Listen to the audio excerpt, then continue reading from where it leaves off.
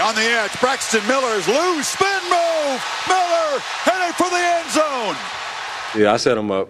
You know, I was looking straight, then I seen him on the corner of my eye, then I hit the, what's it, circle button, B button? B button. Yeah, there's a B button. That was the highlight of Braxton Miller's return, a 2-touchdown performance, which earned him Big Ten Offensive Player of the Week honors. Now, the other big storyline from the Buckeyes opener, Cardale Jones is the starting quarterback, or at least as sports director Eric Elkin tells us, for now.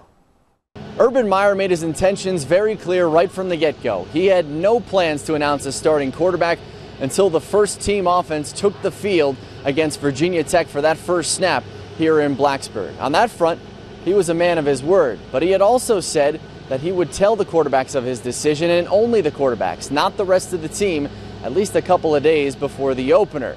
But you're not going to believe how Cardale Jones actually found out that he was the starter. Honestly, we both went out on the huddle and with the first play, and both of us in the huddle with helmets on. We didn't know, you know, and then I was kind of like taking a couple steps to the sideline after he called the play, and he was like, "No, you in." There was such a pressure game, like with Cardale's size, I thought he could get over the top of that defensive front because they were all over the place again, and that was the decision. I don't think the battle was over. You know, you having two great guys with experience and can lead the team in their own way.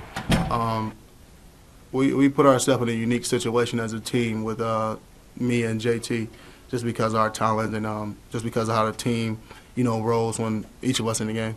But the quarterback battle storyline was overshadowed by the return of Wayne grad Braxton Miller. And if you haven't seen this play by now, you've probably been asleep for the last 24 hours. Miller proved to be the game changer he's been since day one. And head coach Urban Meyer probably summarized it best by simply saying, quote, "I love Braxton Miller."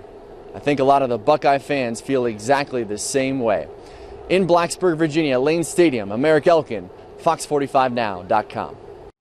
Thanks, Eric. After that win, Ohio State remains the unanimous #1 team in the Associated Press poll. Alabama jumps up to 2 over TCU after the Crimson Tide beat Wisconsin 35-17.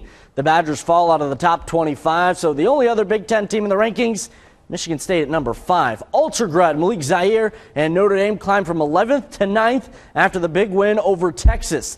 But the prevailing theme of the poll is the SEC. After those teams went 11-0 Saturday, including a pair of top 25 wins and going 4-0 against teams from Power 5 conferences, the SEC sets a record with 10 teams, yes, 10 ranked in the top 25. The only one you don't see here is Mississippi State at number 25.